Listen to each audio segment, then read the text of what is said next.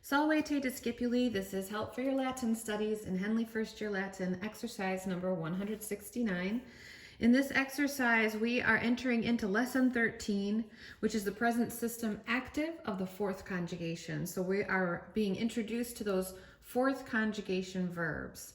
And we have just a few in a new vocabulary list here.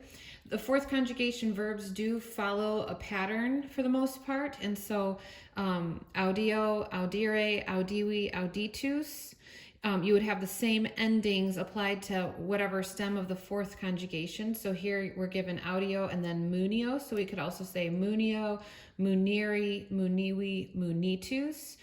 If for whatever reason a verb has fails to follow the pattern of those four principal parts, then it will list out all four of them, as is the case with venio, veniri, veni, ventum, and convenio, convenire, conveni, conventum. So they give you all four of those principal parts since they don't follow the same pattern of normal fourth conjugation verbs.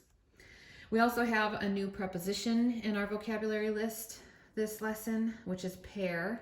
Takes the accusative and it means through. All right, so with all of that in mind, let's go ahead and turn the page and look at exercise number 169. And it will be helpful, these are fourth conjugation verbs, so it will be helpful to have your grammar book open to this page, page 45, that shows us rules 167, 170, and 173 for the following exercises in the purple book. So in exercise 169, it shows you in brackets that we're really focused on the present tense. So that's going to be rule 167 here. And those endings, if you just look at them, they're very similar to the endings of the third conjugation. You still have your OST, mus, tis, nt.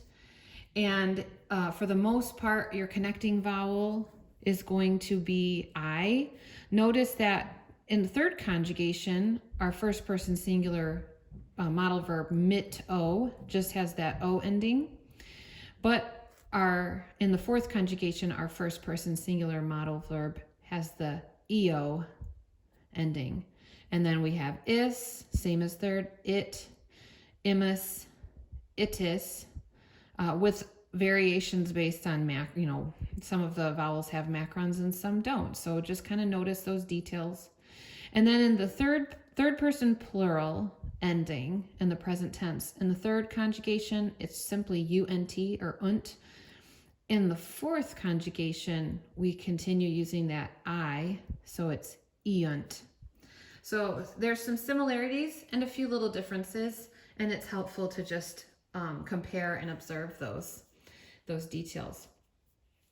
In exercise 169, they want us to translate single words from Latin into English, and everything is in the present tense, and all of these are fourth conjugation verbs. So as I said before, we can really kind of narrow in on that rule 167 in order to complete exercise 169.